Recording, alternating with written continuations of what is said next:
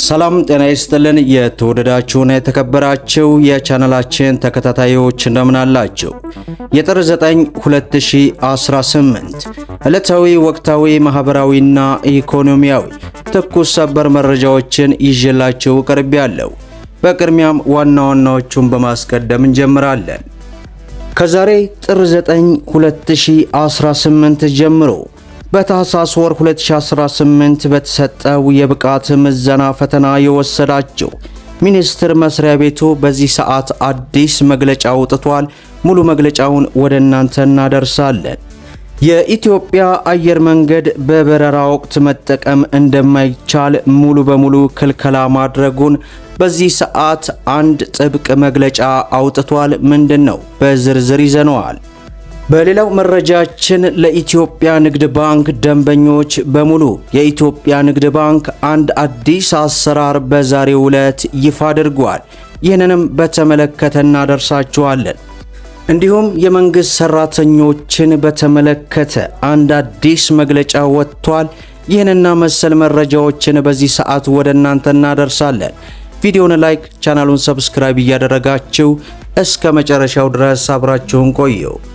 በቅድሚያም የኢትዮጵያ አየር መንገድ በበረራ ወቅት መጠቀም እንደማይቻል ከዛሬ ጀምሮ ሙሉ በሙሉ ክልከላ ማድረጉን ይፋ አድርጓል። ለመንገደኞች፣ ለአውሮፕላን አብራሪዎችና ለበረራ አስተናጋጆች እንዲሁም ለአውሮፕላኖች ደህንነት ሲባል በበረራ ወቅት ፓወር ባንክን ጨምሮ የሊቲየም አየን ባትሪ ያላቸው የኤሌክትሮኒክስ ዕቃዎችን መጠቀም እንደማይቻል ከዛሬ ጀምሮ የኢትዮጵያ አየር መንገድ መግለጫ ሰጥቷል።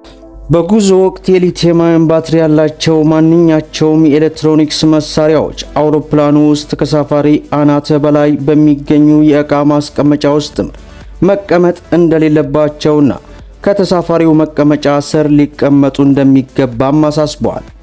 የኢትዮጵያ አየር መንገድ የሊቲየም አየን ባትሪ ያላቸው የኤሌክትሮኒክስ ዕቃዎችን በሚመለከት ግልጽ የደህንነት ጥበቃ ሕጎችን ተግባራዊ እያደረገ እንደሚገኝ በዚህ ሰዓት ያወጣው መግለጫ ደርሶን ወደ እናንተ አደርሰናል።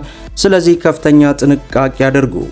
በሌላው መረጃችን ለኢትዮጵያ ንግድ ባንክ ደንበኞች በሙሉ የኢትዮጵያ ንግድ ባንክ አንድ አዲስ አሰራርን በይፋ አስጀምሯል።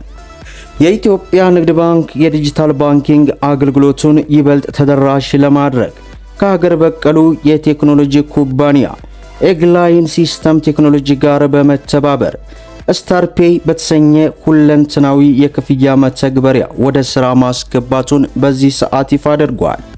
ለመሆኑ ስታርፔይ ምን ተጨማሪ አገልግሎቶችን ይዘዋል?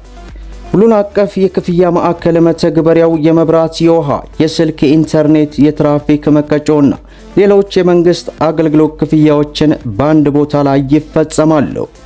ለነጋዴዎች በተለይ ነጋዴ ያለ ተጨማሪ መሳሪያ ስልካቸውን ብቻ በመጠቀም በኪውአር ኮድ ክፍያቸውን መቀበልና የሽያጭ ሪፖርቶችን መከታተል ይችላሉ። የተለያዩ ምርቶችና አገልግሎቶችን ከመተግበሪያው ሳይወጡ መግዛትና መሸጥ የሚያስችል የንግድ ትስስርም እንዳለው ተገልጿል። በዓለም አቀፍ ደረጃ የፋይናንስ ደህንነት መስፈርት መሰረት የተገነባ በመሆኑ የተጠቃሚዎችን መረጃና ገንዘብ በአስተማማኝ ሁኔታም ይጠብቃል። መተግበሪያው ከፕሌይ ስቶር ወይንም ከአፕ ስቶር በመጫንና የንግድ ባንክ ሂሳብን በማስገባት ወዲያውኑ አገልግሎቱን መጀመር እንደሚቻል ከኢትዮጵያ ንግድ ባንክ በኩል የወጣውን መረጃ በዚህ ሰዓት መመልከት ችለናል። በሌላው መረጃችን አጠቃላይ የመንግስት ሰራተኞችን በተመለከተ አንድ አዲስ መግለጫ ወጥቷል። በተለያዩ የሀገሪቱ ክፍል የሚገኙ የመንግስት ሰራተኞች ወርሃዊ ደሞዝ በወቅቱ እንደማይከፈላቸውና ለተለያዩ የልማት ስራዎች በሚል ያለ ሰራተኞቹ ፍቃድ ደሞዝ ቅነሳ እየተፈጸመባቸው መሆኑን የኢትዮጵያ ሕዝብ እንባ ጠባቂ ተቋም አስታወቀ። ተቋሙ በሲቪል ሰርቪስ መስሪያ ቤቶች ላይ ባካሄደው የቁጥጥር ስራ በሰራተኞች ላይ ከህግ ውጭ የሚፈጸሙ የደሞዝ መቁረጥ፣ የቅጥር፣ የደረጃ እድገትና የዝውውር በደሎች በስፋት እንደሚስተዋሉ ለአሃዱ በላከው መግለጫ አሳውቋል። በቁጥጥር ግኝት መሰረት በአንዳንድ ክልሎች፣ ዞኖችና ወረዳዎች ውስጥ የሰራተኞች ወርሃዊ ደሞዝ በወቅቱ የማይከፈል ከመሆኑም በላይ በመተኛ በክፍፍል የሚከፈልበት ሁኔታ መኖሩን ገልጿል።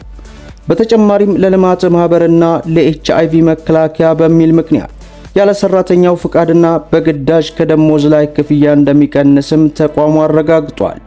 እነዚህ ድርጊቶች የመንግስት ሰራተኞችን መብት የሚጥስና በኑሯቸው ላይ ጫና የሚፈጥሩ የአስተዳደር በደሎች መሆናቸውን ተመላክቷል።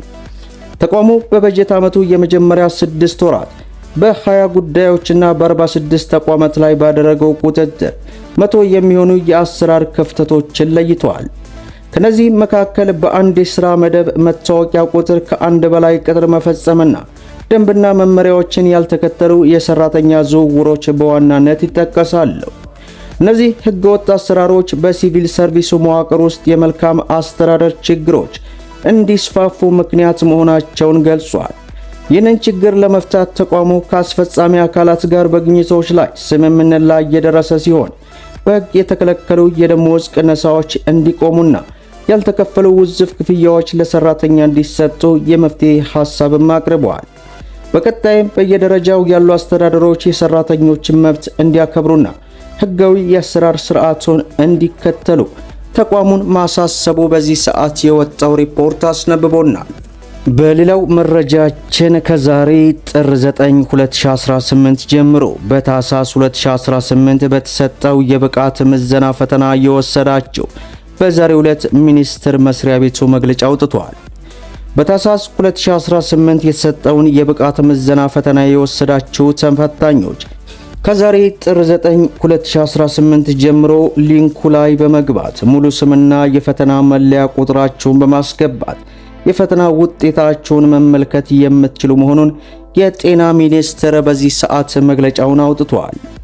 በውጤታችሁ ላይ ቅሬታ ያለባቸው ተመዛኞች ከዛሬ ጀምሮ ባሉት 10 ተከታታይ የሥራ ቀናት በስልክ ቁጥር 011 51 86 275 ወይንም በ011 51 86 276 በመደወል ሙሉ ስም፣ ዲፓርትመንት፣ የመለያ ቁጥርና የተማራችሁበትን የትምህርት ተቋም ስም በማውሳት ጥያቄዎችን ማቅረብ የምትችሉ መሆኑን ገልጿል።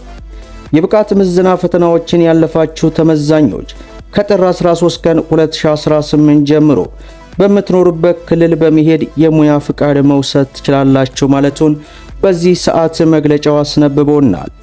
በመጨረሻም የአሜሪካው ፕሬዝዳንት ዶናልድ ትራምፕ የግብጽና ኢትዮጵያን ውዝግብ ዋነኛ አጀንዳቸው ማድረጋቸውን ይፋ አደረጉ። ትራምፕ ማምሻውን ኢትዮጵያና ግብጽን ለአንድና ለመጨረሻ ጊዜ ለማሸምገል መዘጋጀታቸውን አሳውቀው በቀጠናው ያለ ማንኛውም ሀገር ብርቅዬ የሆነውን የናይል ወንዝ በብቸኝነት መቆጣጠር አይችልም የሚል አነጋጋሪ መረጃ የህዳሴ ግድቡን አስታውሰው ማጋራታቸው በዚህ ሰዓት የወጣው ሪፖርት እንግዲህ ብዙዎችን እያነጋገረ ይገኛል። መደመጥ ያለባቸው ወሳኝ የሆኑ መረጃዎችን ይመስላሉ። ቪዲዮውን ላይክ ሸር አድርጉት። እስከ ፍጻሜው ድረስ አብራችሁን ስለቆያችሁ ልባዊ ምስጋናችን እየሰጠን በሌላ ቪዲዮ እስከምንገናኝ ወሰላሙ አለይኩም ወራህመቱላህ